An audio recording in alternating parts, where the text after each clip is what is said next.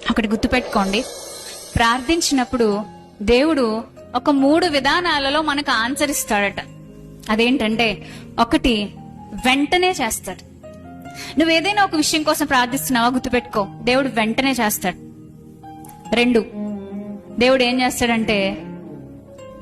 చేస్తాడంటే చెయ్యడు, వెయిట్ చెయ్యి అంటాడు.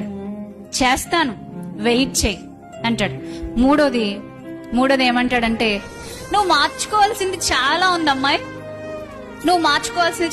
అమ్మాయి, కొంచెం నేను నిన్ను వంచుతాను, నువ్వు నాకు లొంగు అంటాడంట. ఈ వేస్ లో దేవుడు ఆన్సర్ ఇస్తాడు. ఒక బైబిల్ పండితుడు అంటాడు, జవాబు రాని ప్రార్థన అంటూ ఏదీ లేదు, ఉండదు. ప్రతి ప్రార్థనకి జవాబు ఉంటుంది, ఎప్పుడూ ఉంటుంది. చరిత్రలో చూసినా, వర్తమానంలో చూసినా, భవిష్యత్తులో చూస్తున్నా, మనిషి దేనికోసం ప్రార్థన చేసినా